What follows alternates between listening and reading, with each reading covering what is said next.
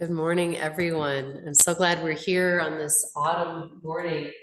So I wanted to share a little bit of my thoughts about autumn. I know it's still really warm, so it's hard to necessarily grok.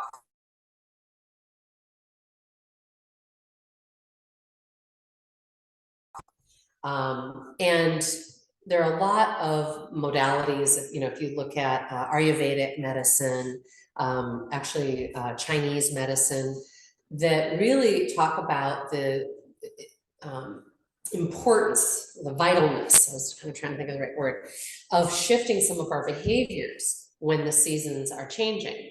And that if we don't, it will tend to make us more prone to getting sick and all that jazz. So some of the main things that we can do, number one, is prioritize more sleep. That in general, our bodies will naturally start to crave more sleep. And unless we are really noticing that subtlety, most of us will override that with like, well, I'm somebody who always goes to bed at this time and gets up at this time or what have you. So I want you to notice if you're waking up and you're anything but refreshed and revitalized. That is a great indicator that you could use more sleep and you need to prioritize it. And there might be other things, obviously, that are depleting you as well. There are some great articles I want to kind of put you in touch with again on Experience Life Magazine's archive. I've been promoting that magazine for a million years, not because my sister created it, but because it is such a great and meaty resource, almost all topics being healthy. And she no longer does the magazine, but it's still a great publication. They're carrying on the tradition that all these articles are multiple page articles, and then they give you resources if you want to go deeper. So there have been many of them over the years on quality of sleep and how to protect your sleep or enhance your sleep. Really recommend you check some of those out. Also, some of the dietary shifts that we might make during this time. It's hard because I think people actually think like, oh, I've got to eat more pasta and heavy stuff because it's getting cold. And interestingly and weirdly, the opposite can be true, that we really need to be upping our green veggies and things like that to nourish us and to have us be able to replenish. So if that's of interest to you, again, you could type in, seasonal diet stuff. You could type in Ayurvedic medicine or Ayurvedic diet, which is kind of the Indian-based philosophy around health, and yoga is rooted in that base as well. So a lot of what we do in yoga is similarly thinking about the organs in the body and their various needs for various types of movement or detoxification. Some of that we can do dietarily, like turmeric is a great anti-inflammatory spice and quality that we can add to our diet. That can make a huge difference, but there are more and others that you might want to get curious about. You don't have to be like, I am going to now eat only an Ayurvedic diet. You can read about this and go, oh, I'm going to add this one thing. And maybe you're actually adding turmeric as a spice to your food, or maybe go get some pills and capsules and take them that way, because it can be hard to eat that much turmeric every day, right? So anyway, I'm hoping to just plant the seed to each of us, how am I feeling right now here at the end of summer and the entry to fall? Like how much energy, how much depletion, how much just fluidity in my body, how much joint aches or what have you. And those might be then your motivators towards making some shifts or saying, hey, I wonder what I can do to just feel more fabulous, right? So we're going to be doing some of the same stuff we did last week, making sure that we're getting a really complete exchange of breath. Most of us on our exhales in daily life are getting maybe 70% of our stale breath out, which means you only have 70% space to get in the fresh new breath, right? So we're looking for a greater exchange of stale breath to oxygen intake. Also, some of the core compression work that we do to make that happen is really fabulous for massaging our digestive organs. And we know, again, from some of the research that's come out in recent decades, that our gut is actually the center of our immune system. So when you look at, again, the challenges to our immune system as we go into fall and winter, where a lot of people start getting sick, interestingly, of course, great sleep will help, but one of the great things we can do is make sure that we have a gut that is operating really beautifully and efficiently. In other words, we're not constipated, we're not feeling undernourished. So we'll do things like abdominal pumping and so on that help with that. And I want you to just notice, again, does this feel like, man, I need this? Then pick 1, 2, or 3 things maybe that we do together and do those every day. You know, give yourself a 5-minute love up. It doesn't have to be in the morning, but that's often people find they do best if they link a new habit or behavior to an old habit. So if you're like, all right, I make coffee every morning while the coffee's brewing, I'm going to do my compression breathing, belly pumping, or whatever it might be. So maybe it's when you're walking the dog, you're going to do a standing walking version of compression and expansion breathing. Amazing. I've had people who link it with doing dishes. Because they're like, I do dishes every day. Cool, that'd be awesome. So anyway, this is our goal, to just really tune in today, see what our body wants, notice what feels good, and take it into the rest of our week. We're going to be starting off on our back bodies. I want you to have your block handy because we will be putting that under the sacral triangle. We'll also be using it between our knees to more effectively get us into our core today. So as you lay down, I'd like you to just kind of wiggle around, like just maybe it's reaching arms overhead. Okay, somebody's already doing that. Rolling wrists and ankles, going, oh, I'm here today in my body. In this moment, there's nothing to know, do, or accomplish. Literally, this is the goal, and I've achieved it, to get to the mat and listen inward to my system. Anybody have any interesting stuff during that full moon? That could make it hard to sleep, right? Yeah, we'll write out. Full moon and jet lag. Full moon and jet lag, great combination. All right, as you're ready, coming into just your corpse pose, so laying on your back, arms relaxed. Sometimes in corpse, it can be wonderful to actively work the shoulder blades in underneath you, so the palms are kind of rotated open. You've got a nice little valley in the cervical spine. And ask you to roll the head side to side, noticing what is in there today. So we want to take really good care of this neck as we come into our core and our power center. We want the neck to feel liberated, gooey. And if you're a chronic neck tightener shrugger, you may want to roll your head like over and over again throughout our practice. Please join me in a few side breaths. Inhaling slow, deep, and wide. And then through the mouth. Okay, sound good. Let's do that again.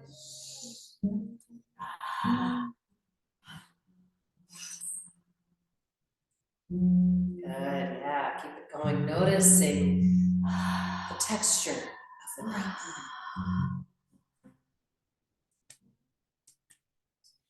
You can continue sighing, you can bring sighing back into your practice at any time.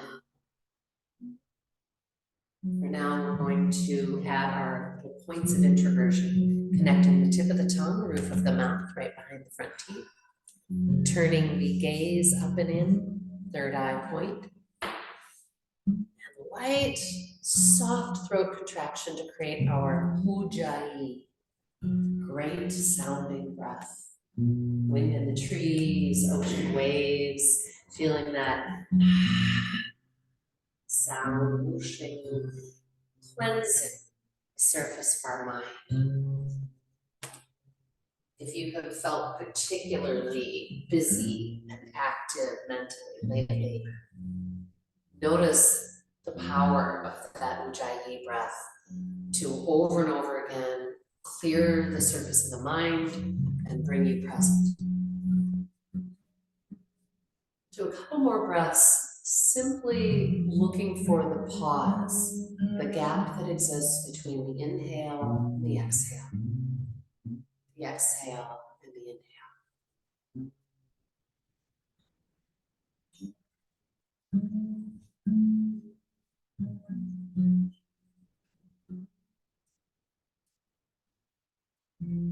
Notice if the mind wanders, that is its nature, come on back. We might do this 100 or 1,000 times with practice. next time you're exhaling, inviting you to come into compression exhale. So again, you're just laying on your back and you're slowly, firmly activating the abdomen towards the spine, the low back into the floor until you feel a pelvic tilt. So the pubic bone is tilting up, your low back is flattening into the floor, and you're asking, can I squeeze out any more breath? Is there more? Is there more? You might even put your hands on your ribs to encourage that extra little bit of emptying. On the inhale, allowing that breath wave to fill you. If you've got the hands on the ribs, you might feel the inhale, press those hands apart, sipping in a little extra, expanding it. We're going to continue with compression and expansion breathing for multiple minutes. I find that when we're doing something for even multiple minutes, like 3 minutes, which is not a long time, but our modern mind can be like, okay, this is boring. I'm doing the same thing for 3 full minutes. Notice if that's a challenge for you. And then please notice that there is a lot to give your attention to here, a lot of subtlety. As you're exhaling compression, you might be adding some deep engagement of places that you don't normally communicate with. Maybe that low abdomen right above the pubic bone between the hip bones. Maybe the pelvic floor, engaging that as if you wanted to cut off the flow of urine. Again, maybe it's that last little bit of exhale as you squeeze the ribs in, down, compress the chest like there's a little bitty elephant sitting on it. Maybe the subtlety that you need to give attention to is more about softening the parts of you that don't need to be contracted.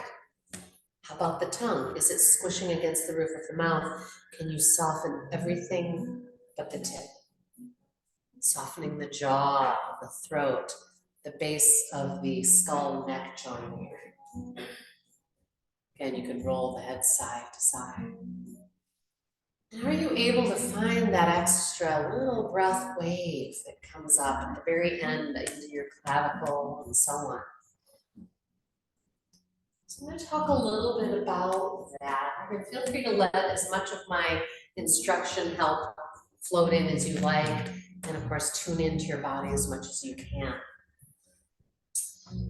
If you find getting a full inhale difficult, and a lot of people do, we tend to kind of anxiously lift our shoulders and try and suck that breath into the chest. Instead, this is why I have you practicing this laying down.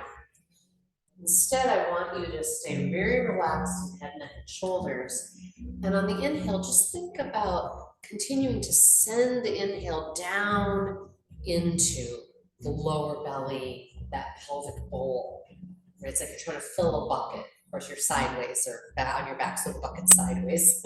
But you're pressing the breath down into that bucket until it eventually overflows up into the chest area. And I hope that gives you a beautiful breath wave that you maybe didn't before.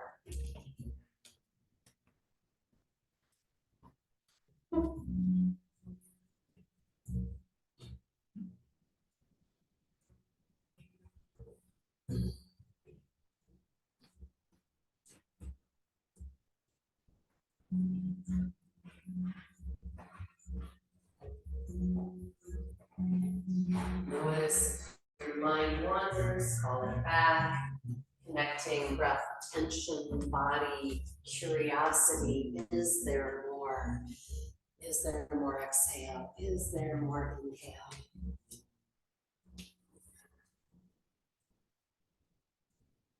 Do another 30 seconds. So for most of us, probably a few more breaths. Emptying, emptying, and filling, filling. Working with all the nuances of that.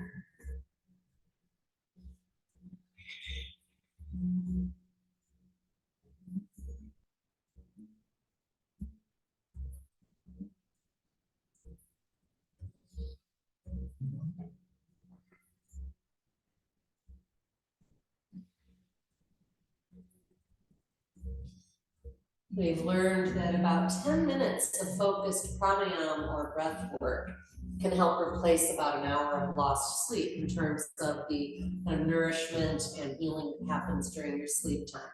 So again, we want to focus on getting quality sleep, but we can't always control some things, right? So we'd also love to remember that this is one way we can help offset any sleep disturbances, is very intentional deep breath. When you take your next inhale, you might reach your arms overhead and explore the space behind you. Ooh, maybe yawning, fake or real. I usually start fake and it turns real. And then inviting you to bring your knees to belly, a little hug and taking yourself side to side. Might be a very small movement, some of you might go bigger. Deep belly breath into this shape. And on your next exhale, we're going to plant the feet, raise the hips, and take the block under our sacral triangle. So many of us spend a lot of time sitting, and even when we're standing, a lot of people are hinged a little forward. So we're going to help the front body reclaim its openness. And I'm going to start with my feet flat under the knees, and first just letting my lower back settle towards the floor, getting a beautiful traction in through the low spine. The block is not in the low back, it's not in the arch or the curve. It's right under that sacral triangle at the top of the butt. And when you feel ready to explore the second position, it's a slow extending of one leg and then the other until your body is draped over the block. If you feel that your pelvis kind of dumped forward and down, that's an indicator the block needs to shift downward. Let's take another very big breath into the belly. This is a nice gentle place to start massaging the abdomen with fresh breath and blood.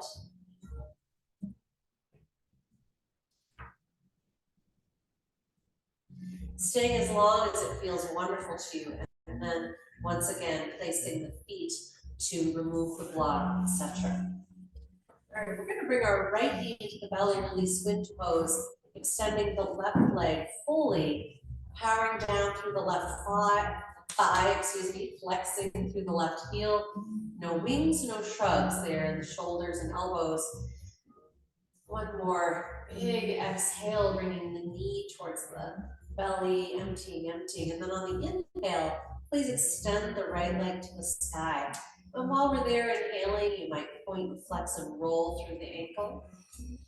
On the exhale, reroute that low belly and slowly descend the leg like you're trying to paint the wall in front of you. Meanwhile, soft in the neck, rooting through the back. Good, I hear some nice ujjayi. And then when you reach the floor, practice melting so deeply. It's as if you were never going to move again. Inhaling slow, deep and wide through the nose if you can. And again, exhaling through the nose, emptying, holding out, and beginning your abdominal pumping. So with no breath inside, we draw the belly in like we're saying, see how skinny I am. Then push to the sky, big Buddha belly.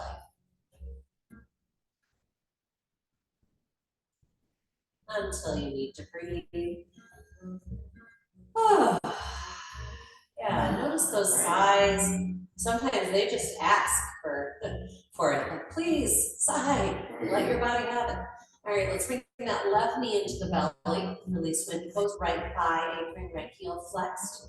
Neck is soft, a couple of deep breaths. Yeah, sighing breath has such a wonderful power to calm our nervous system, to return us to the parasympathetic nervous system, out of fight or flight, hurry or worry. Your next long inhale, extending the left leg to the sky, exploring any foot flexing, point and roll. Asking, is there more? And on the exhale, rooting and slowly descending. Noticing, keeping the belly rooted, trying to not let it pop up. And softening into corpse pose. And we'll come into another round of abdominal pumping here. So you can speed or slow your pumping. I actually find sometimes slow can be more intense because it gives me a chance to draw in and draw in a little more. So empty the breath, draw the belly in towards the spine, and see if you can get it even deeper. Then pushing out. Back and forth until you need to breathe.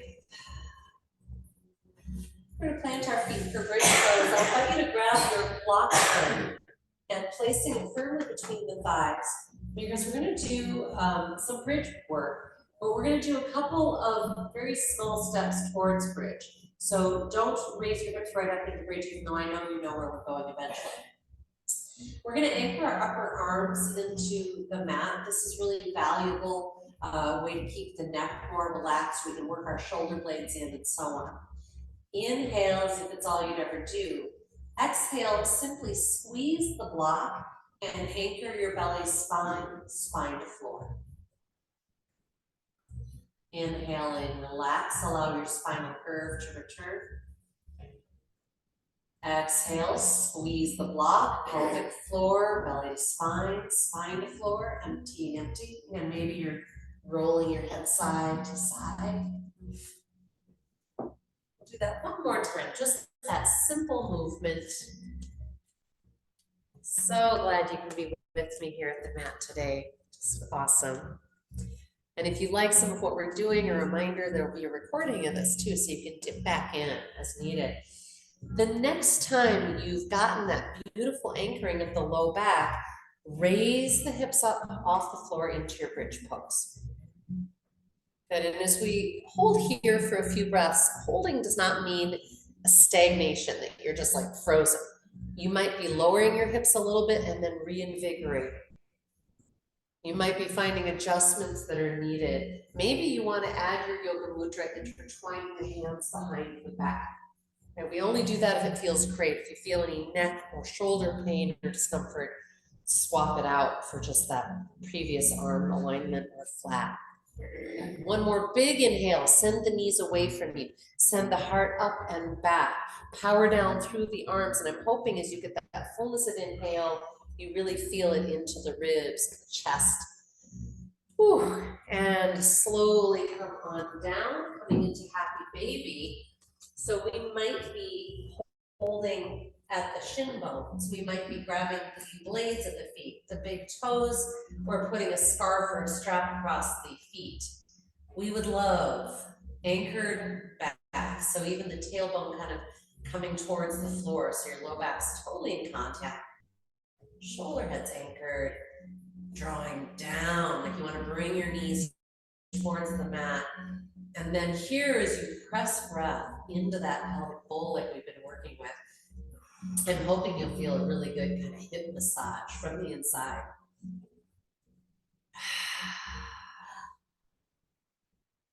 And we're going to come into our horse riding stance. So you're going to just take your feet, plant them on the floor wide, anchor those arms, and raise the hips up.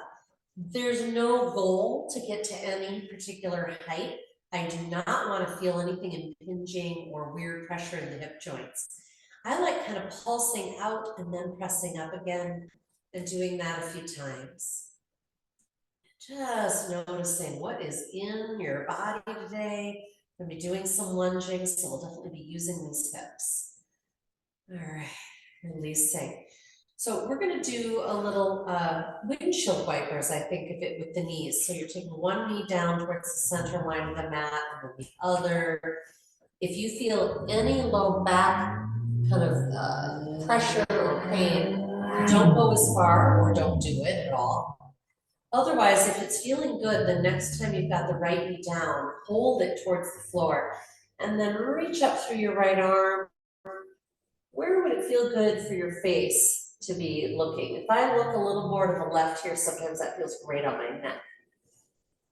Big belly breath all the way from the pubic bone to your armpits.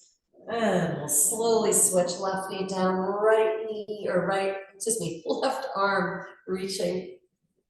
That right knee might stay a little more upright or flop to the right. They're both wonderful, they're just different. And back to center. Good, we're gonna walk those feet in, soles of the feet flat on the floor, but inner foot and inner thigh touching. Raise those hips.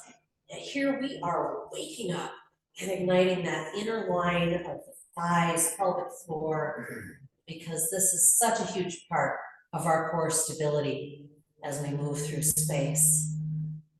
Slowly release, let the soles of the feet face each other, knees settling in a relaxed butterfly. Maybe a sighing breath, just notice what feels right. And then activating glute thigh muscles to raise the hips just a couple inches off the floor. And for many of us, making sure that the kind of tailbone is tucked again can reduce low back pressure if you're experiencing any. We'll be here for a few minutes. Well, that's not true, a minute. You can hold this for up to like 5 minutes and have it be a very effective and wonderful experience. But obviously you do not want to hold to a place where you're feeling any pain or discomfort, impingement, and so on. Let's hold for another maybe 20 seconds. And letting all that activity happen in that center body, not in the neck, not in the tongue, maybe adding a soft smile. And a slow, slow release, letting the knees once more settle towards the floor. Ooh. We're going to return to bridge pose to add our foot cover. It's again just one more way to really build stability at our center body. Raising the hips, imagine a block perhaps between the thighs. Ever so slowly, hovering one foot off the floor. And slowly switching. Taking all the time you need to notice if your hip dropped and to restabilize it. To scan the neck for unnecessary effort.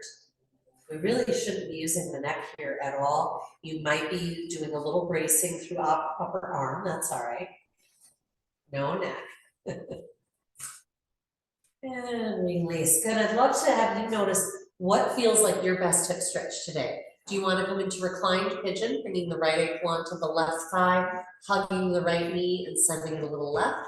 Or do you want to roll over and come into our more classic pigeon, bringing the right knee behind the right wrist, left leg extended back, slowly coming onto forearms. And everybody, we are going to bring deep breath down into that head. We're going to make little adjustments, little wiggles side to side. Yeah, letting breath and little undulations reduce some of that stagnant chi or energy that's in there. Again, Ayurveda, Chinese medicine, a lot of these modalities would suggest that most pain and discomfort and illness comes from stagnation, energy that's not moving that needs to.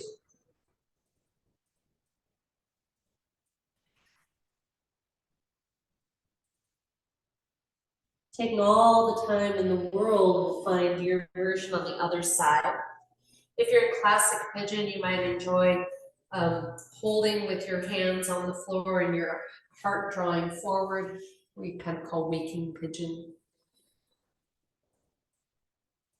If you're on the floor on your back, you might enjoy a little kind of windshield wiper of the legs or straightening and kicking the leg. I find straightening the leg that was primarily bent and the hip and getting the stretch, it can be really nice. It helps kind of reorganize the knee joint after this. Again, if your knee is ever bothering you, you're going to want to do reclined pigeon, not the classic pigeon that I'm showing. In this version, we would love our neck again to be able to relax, so supporting the head maybe on stacked fists, a block, the hands, the floor. Is this side different? What's knowable?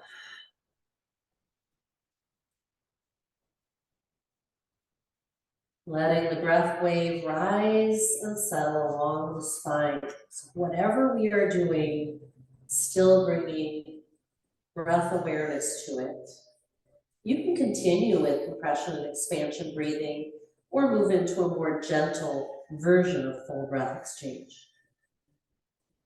And as you're ready, finding your release, maybe through waking pigeon, maybe windshield wipering, what have you. Then we're gonna all be meeting in downward facing dog. So lots of ways to get there. Of course, you guys can spinal rock into cross-legged. From pigeon, I can just move directly there. Intelligent hands, all meeting there, checking in with those shoulders, rotating them open away from the ears. Belly to spine as I move the hips up and back, and I work the heels towards the floor, knees bent. I'm gonna come up on the balls of the feet and then exhaling, work the heels towards the floor again. If you want to sigh, do, always. Okay.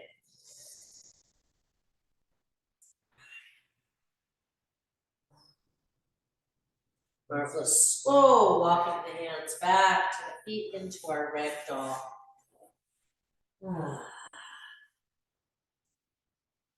Inhaling, extend halfway up, hands on shin bones.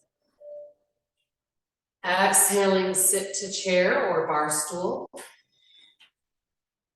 If you'd like more balance challenge, you can always come onto the balls of the feet.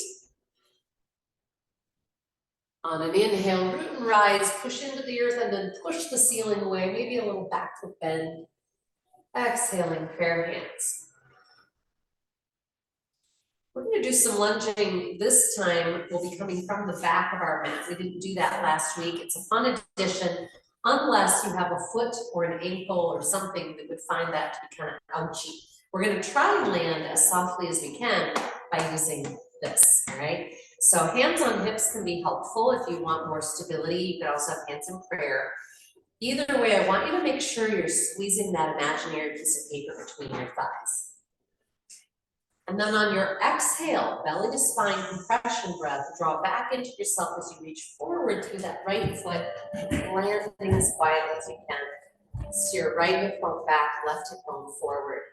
Inhaling, root and rise. Maybe you're adding a back bend. Maybe you're bringing your arms out into a beautiful V. Maybe you've got your hands in prayer still. I'm going to take a nice long inhale. On the exhale, we're twisting to the right. So I want to keep drawing that right hip bone back, rotating through my torso, opening the arms, hug emoji, maybe looking behind me.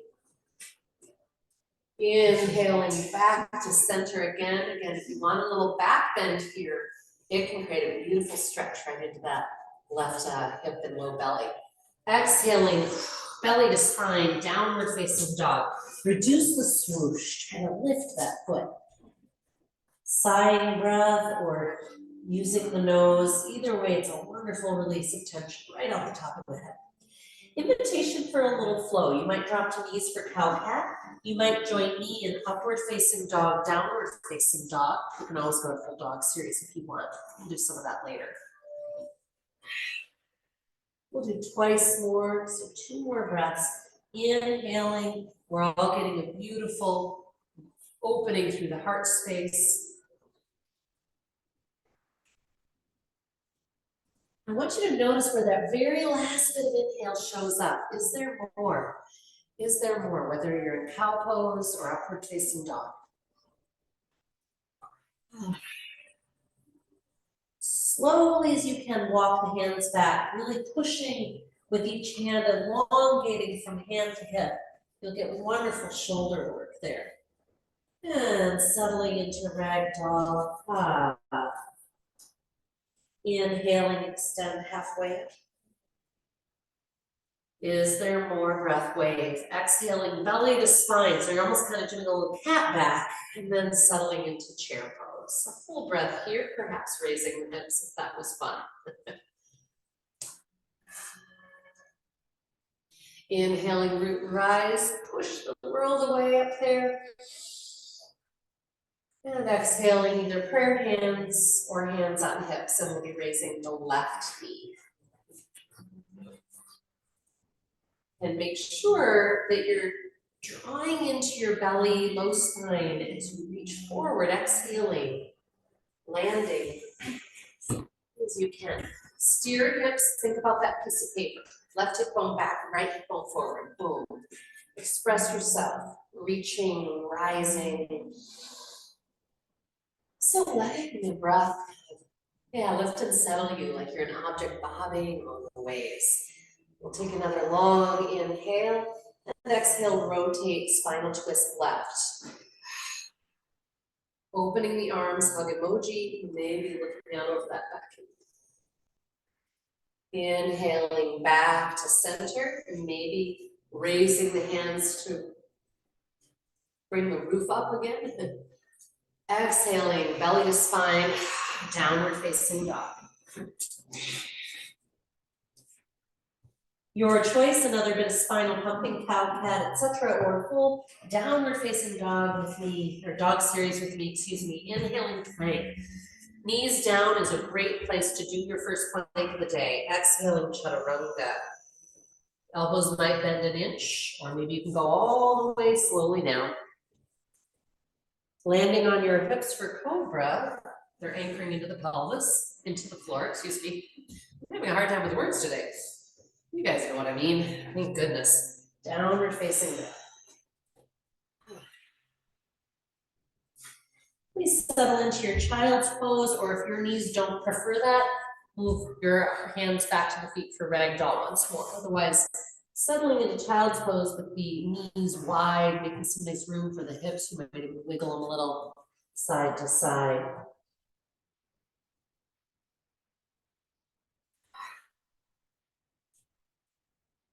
Right. I'm going to come into another area of common stagnation. So first, come up into your table pose using a nice cat back to come out of child's. We're going to do that little bit of tractioning work that we do that often really gets into our shoulder and side body here that contributes to shoulder health or ill health. Make sure, please, that you're in your stable table. That means I should be able to clap. I've got all this core engagement like I would a cat back. Yeah, nice. Come down onto one forearm. You're going to stay on the other hand. Shoulders are anchored. Power down through your forearm that you just placed on the floor and activate into the floor like you want to draw your arm back, but don't actually move it. Just keep engaging. Big inhale. Exhale, tractioning. Send the hips back towards the heels. Is there more? Inhaling, return to that starting position. We're going to keep doing it on this side. Exhaling, belly to spine. Hips move back to the heels.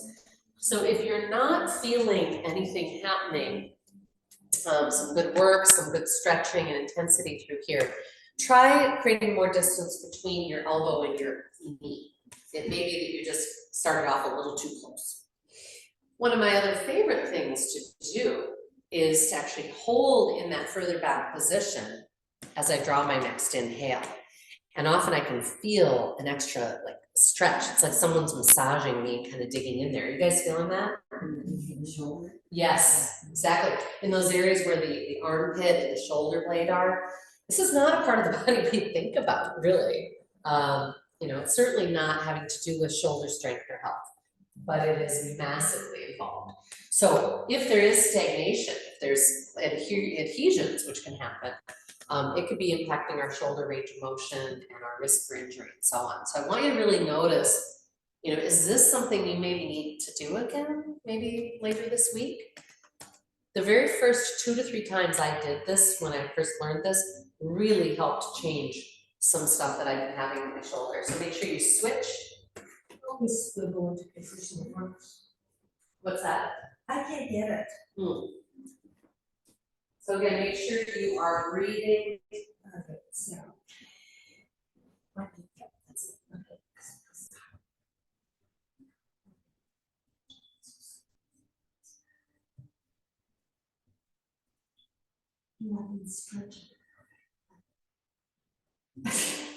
So we just just proving that not everybody needs this. But it's actually still good work. This is good strengthening. There you go, yeah. Sorry. When you are complete with this, again, you can do more on one side than another. Please come back up onto both hands, inhaling cow pose, draw that heart forward. Exhaling cat back. I'm gonna ask you to experiment as you come into your next downward facing dog with letting that core and breath be the thing that takes you up versus thinking about pushing off with your arms. The hands kind of just sort of happen to be there. And we're gonna pedal it out, one heel towards the floor and then the other. Whew. And then we're gonna be doing a leg raise. If this feels like too much, then move to table and do it there. Ever so slowly, take the right leg flying. We're gonna hold for 3 breaths, working to get deep breath inside of the effort. Working your left heel a little towards the floor if you want some extra hello. And then slowly switch. If you need a little or just settle and roll out the wrists, and then slowly left leg flying. Now, one of the key things that often happens is that people collapse their chest towards the floor, and that would be an indicator that you're not using those core muscles. We need to be drawing back into the body. Guys look good. Good. Slowly return that foot. We're gonna come all the way to our bellies and get off our wrists. We're gonna come right into an airplane. So I want you to anchor through the pelvis, send those arms out, straight out from the body in a T position, actually. So different than jet airplane. Straight out in a T. Shoulder heads anchor down. As you're ready, inhale, raise the arms off the floor. Feel that on your next inhale. If you would like, raise your head and chest off the floor. We should be feeling a great amount of work all the way across that upper back, such that it might even get a little hot, a little intense there as we hold. If you're feeling anything but good work, obviously come out and come back in or do something different. But a lot of the shoulder discomfort and stuff that we humans experience, and us modern humans, tends to be that we're too weak across this whole upper back from kind of deltoid to deltoid. Yeah. Think about reaching out further through those middle fingers.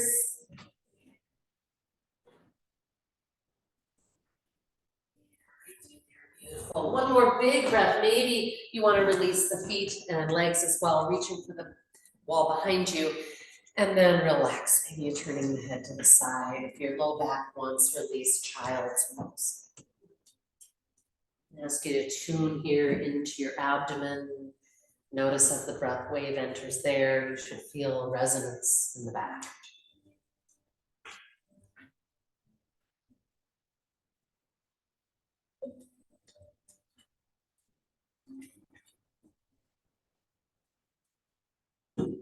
We're going to come into our forearm plank and explore breathing with as much depth and relaxation as we can inside of the effort. All right. So a couple of things that help me stay relaxed in forearm plank. One is that I like to make a fist with one hand and then gently wrap it with the other. I find if I intertwine my fingers, I end up like squeezing them. I don't know why, but maybe it's just me. But we can also come into those other little points of introversion and relaxation. Inward gaze, crossing the eyes up and in, light connection, tip of the tongue, ujjayi. And as you're ready, hanging out either on knees or on your feet. And we'll do about a half a dozen breaths here if we can. If we notice that we're taking on some pain or discomfort that's not good strengthening, then we come out, right, or we amend it.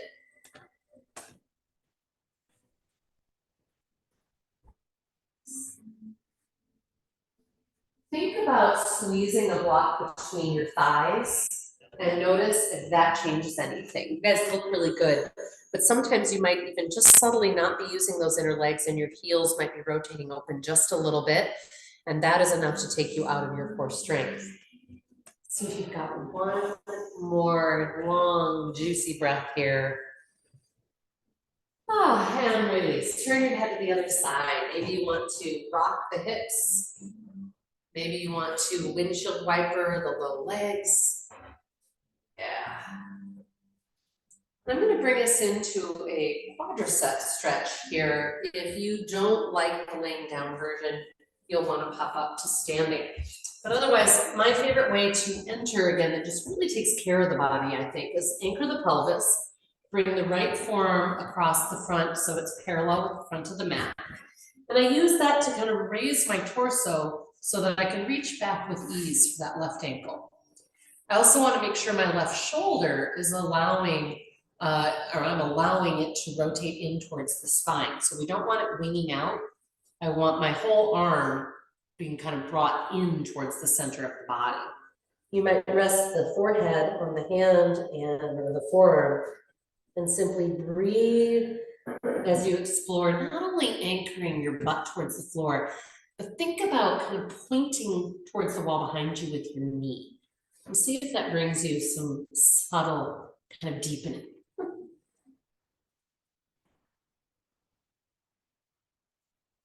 Finding the very ends of the inhale, that is what will often bring us the beautiful edge that we're seeking. And as you're ready, releasing. If you need to, you can kind of curl your foot under and flex that leg if that feels appropriate. Switching forearms, left forearm at the front.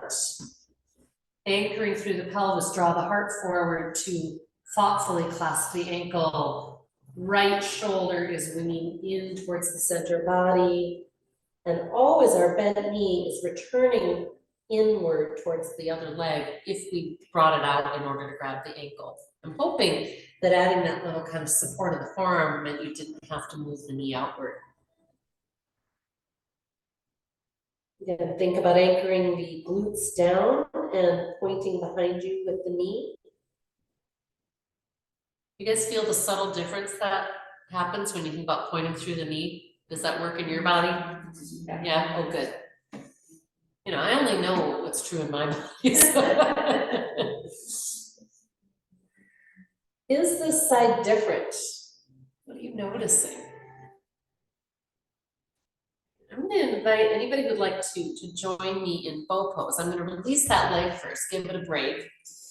And if bow just does not work for you, you might want to hang out and do a little bit of cobra and returning, or you could be on your forearms and hang out in the Sphinx, drawing the heart forward, pelvis anchor.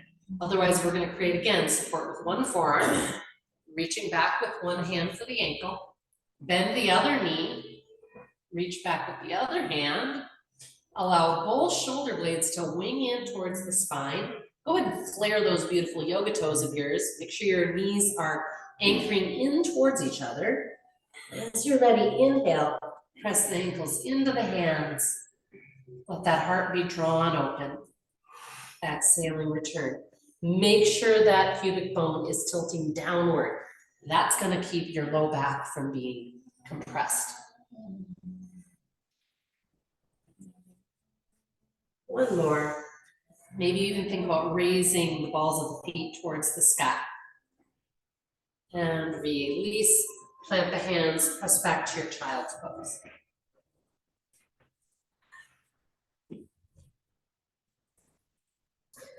Sometimes to me, little organic movements in child's pose are just incredible.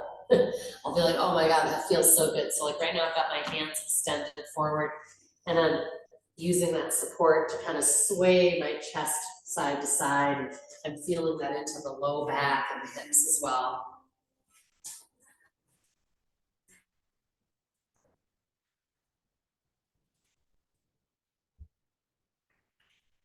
When you feel ready, use a nice exhale, cat back to come out of your child's pose. Back up to your table. Little cow cat here. Back up into downward facing dog, unless you're like, my shoulders can't do any more of that today, or my wrists. We always need to go where there's good work to be done. No suffering, no surviving, right? finding downward facing dog and maybe a sighing breath here. I'm gonna be moving us into some lunges from here. If you just know that doesn't work for you, you could be in mountain at the front of the mat and you'll lunge from there. Otherwise, right leg flying, nice and slow. Check belly to spine and all of that good stuff. Bend that right knee and maybe open it to the right, maybe even looking under that right armpit. Reach that right knee a little higher. Exhaling, slowly neutral it and bring that right foot forward. Remember, you can grab the ankle and get that foot directly under the knee. Now, this is key. This is how our core is going to bring us upward. Steer right hip bone back, left hip bone forward. And then have you bring your hands on your thighs. You might remember we did this last week. I hope you dug it. On your exhale, pushing into a cat back. And in that way, coming up. This will put a lot less strain and pull on your hamstrings, IT bands, which they don't really benefit from that kind of effort. Take another nice long inhale and maybe add that little pushing the ceiling away. Exhaling, belly to spine, downward facing dog, reduce the swoosh. A little spinal pumping, cow cat, dog series, something in between. Inhaling plank. If you want to check that you're really in your core in plank, you should be able to hop theoretically. Exhaling, chaturanga, again, knees down will definitely give you more control. Inhaling either cobra or upward facing dog where the hips are not on the floor, the feet are. Exhaling, downward facing dog and finding a sighing breath or resting in the pose somehow. And check that your rib cage is drawing into your back for stability and strength as you send that left leg flying, heel flexed. Neck is soft, knee is bent, and rotating open through the hip, raising my left knee, keep pushing firmly through the arms, pushing the floor away, and then slowly neutraling it. And bringing that left foot forward. We're gonna pause here, right? Steer left hip bone back, right hip bone forward. Bring hands to thigh. On your exhale, cat back. Finding stability. It's a balance challenge to go from upside down to this kind of a pose. So if you're a little like, woo, welcome to the club. All right, big inhale, push the ceiling away. Keep those glutes engaged to get that nice stretch. Exhaling, downward facing dog. We're gonna come all the way to our bellies again. So inhaling to your plank. Exhaling, slow, low push up. We're gonna come into flight again, this time with jet airplane arms. Palms are facing the floor. Arms are kind of in at like a 45-degree, shoulders circling down. Tuck that pubic bone. And then enjoy your flight. Maybe you're pulsing in and out. I like doing that a few times and then holding. And perhaps you want to maintain jet airplane arms or play with reaching one arm forward and the other arm back. Good, I'm seeing nice long necks. We don't want to look forward. We're looking at the floor at a marvelous love note that someone has left for us. Saying, you're so awesome. And relax, tune in to slower, deeper, wider breath. So I feel like one of the great gifts that yoga gives us on the mat that changes life off the mat, or certainly can, is that we get that deeper breath and that we hopefully take it habitually into everything we do, so that we walk and sit and talk with deeper breath. In a moment, we'll be wrapping up our active part of the practice, and we'll do a little pranayama that is very helpful for preparing for sleep. It's been fun over the years to have so many yogis share how much of a difference that has made to them in the quality of sleep, which we've been talking about today, the value of that. So I'm going to ask you to notice what would be a great last posture for you for kind of intensity and heat building. Is it going into another round of forearm plank right here? I'm seeing some nods, yeah. And then adding even some intensity or challenge where you might raise one foot off the floor here. You can also do little shimmies and so on. Maybe you're wanting to roll over onto your back and just do some rock pose with compression. And you could even add a sit-up and such are there. Sometimes any balancing posture itself can be quite heat building. So you can play with tree pose and closing your eyes can make it difficult. I'm gonna ask you over the next minute or so, which again is amazing how long that is, to just tune in. Oh good, I've got someone doing robot pose, someone else doing gate pose. Love it, yeah.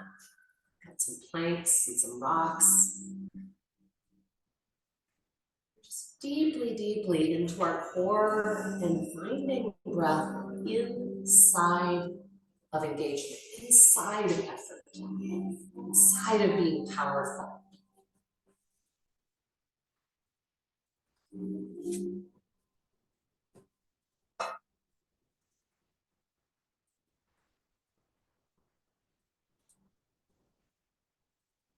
When that feels complete for you, make sure you're doing, if you're in a double-sided position, finding the other side. I want you to find a position that is comfortable for pranayama practice. I know not everybody is comfortable being like on their back on a kind of harder surface. Remember, you can use a bolster propped up on one end of the block. That can really reduce any kind of sacral pressure you might receive when you're flat on your back. But you can be in, child's pose. You could be in seated meditation. If you're seated, please just make sure that you have enough support up under your butt that your knees arrive at the same height or lower than your hips. So I've just got a little cushion under here. You might fold up a blanket. You can always sit in a chair as well. One of the positions I like at home is laying down and having my lower legs up on an ottoman or a couch. And that can be a lovely thing to do too at the end of the day if you're somebody who, puts in a big day at work or in whatever you give yourself to in retirement. To take that reboot and have your feet above the heart can be marvelous. You could even put them up the wall, of course, but if that's too much, just on the couch or the bottom. So the breath practice that we're going to do today, I'm specifically looking at ways to quiet the mind to prepare for deep rest. And I'm going to just say that both gate pose, not gate pose, box pose, excuse me, box breath, I can't talk. Both box breath and regular breath locks can be marvelous for bringing us into that relaxed state. But over the years, I've had a lot of yogis say that the breath lock part of box breath kind of distracted them or kept them more awake. And so then they just went into the simple kind of counting the inhale and then counting the exhale. So don't hesitate to amend this so that it works beautifully for your system. But we'll start with the classic version. Box breath, you'll be inhaling to the count of 4, holding in to the count of 4, exhaling to the count of 4, and holding out to the count of 4. So 4 equal sides of a box. Count of 4 obviously is arbitrary because it's about finding what length is that for you. Is it a slow count, a fast count? We'd like it to be where it feels natural. You're neither waiting for the 4 counts to end or kind of having to hold your breath or rush it.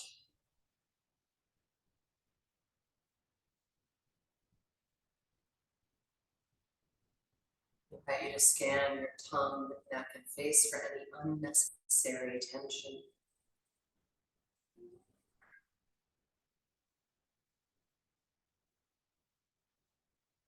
In these moments of introversion, I hope you might connect with your heartbeat,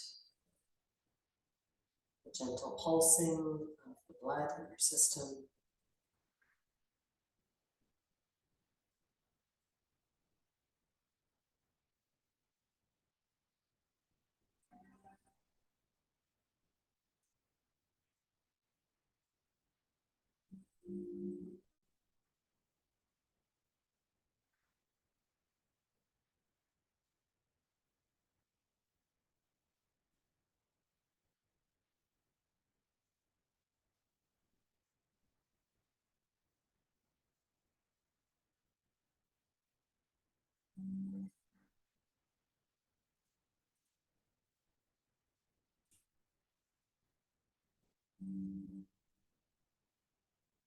Noticing, have you found a good length for your breath, for breath blocks, or for box breath?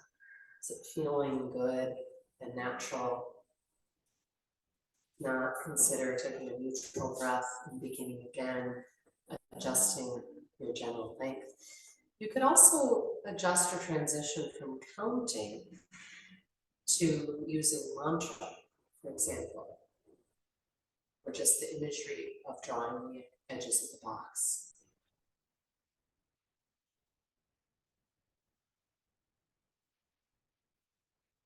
My favorite mantra to use when I'm doing box breath is a 3-part mantra, and then there's the pause with the fourth beat, if you will. And it's this moment, this body, this breath, pause. And I do that for each of the 4 sides of the box.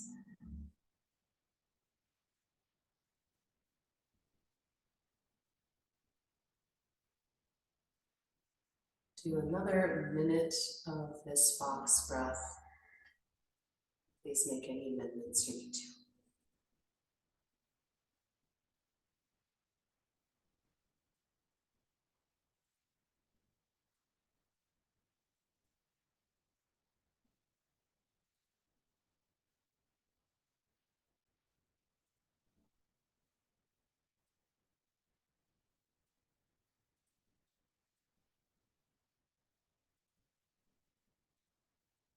There's always much subtlety to attend to in scanning your tongue and neck for unnecessary tension. Noticing if the body is asking for any position changes that create more comfort.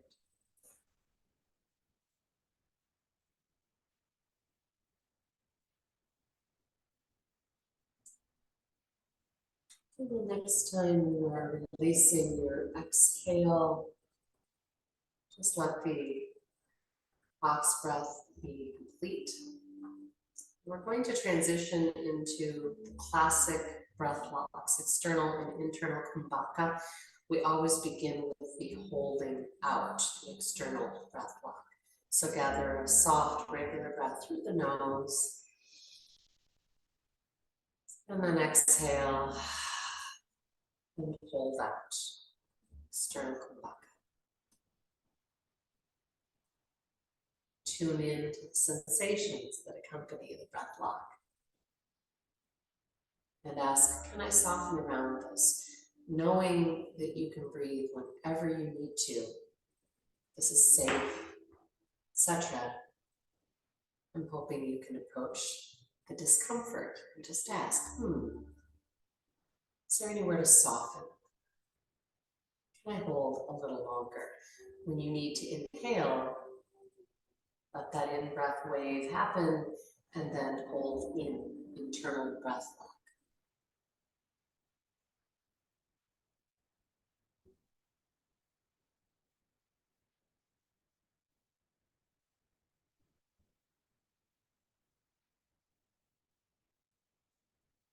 Notice where you feel the subtle pressures and tensions and sensations. Allowing, melting, softening, even getting adept at what words, what cues to yourself and your body are most effective. I'm offering some of mine. You might come up with your own.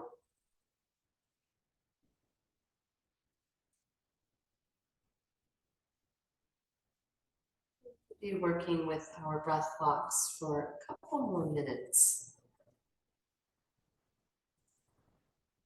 Remembering that this focused pranayama is restorative effect for our body.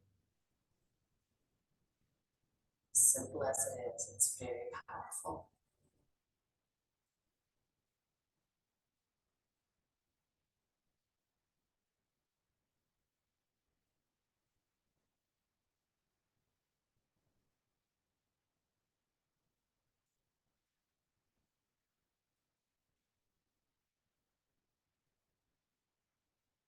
Becoming intimate with the sensations of the breath locks, noticing how they vary from the two types of breath lock, actually have different sensations that accompany them. Perhaps you have an emotional difference of how you feel about them.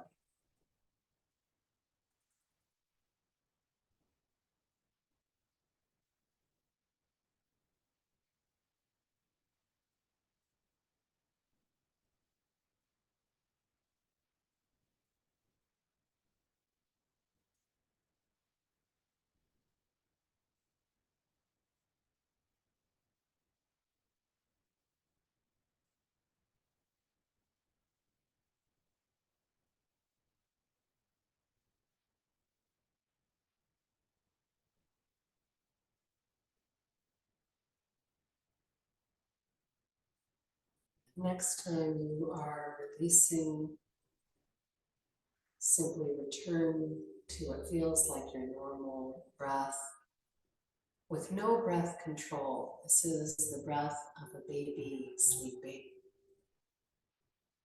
And just like a baby sleeping, there will be a gentle rising and settling of the belly.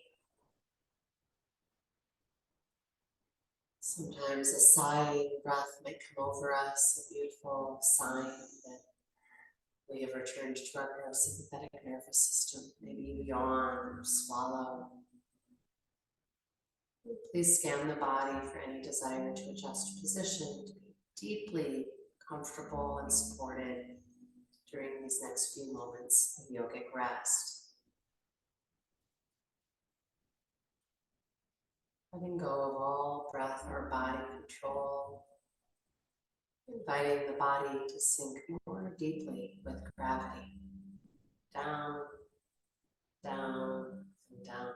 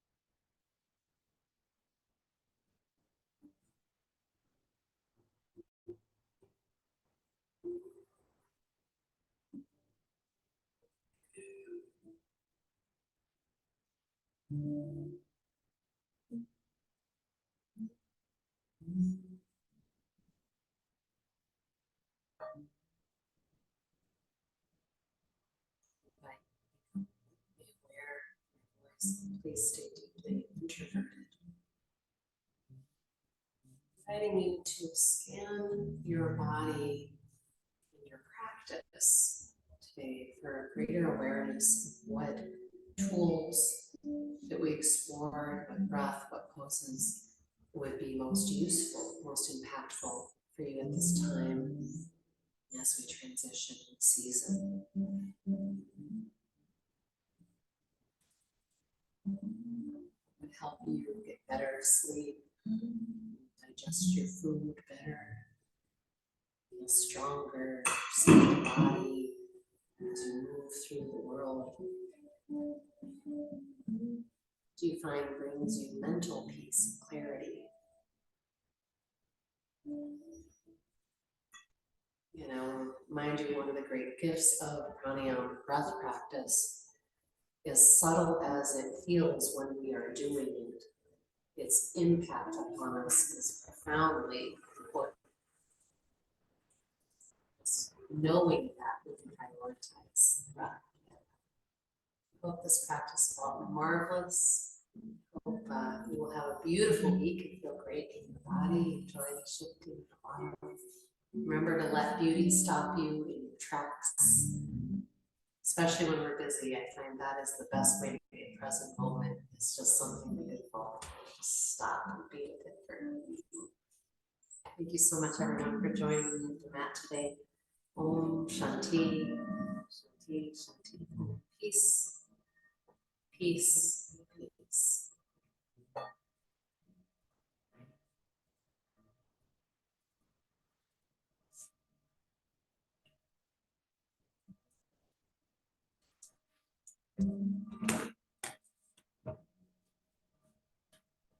I'm so glad we could all be together here and hope you'll have fun doing this recording, some of you. See you soon at the mat.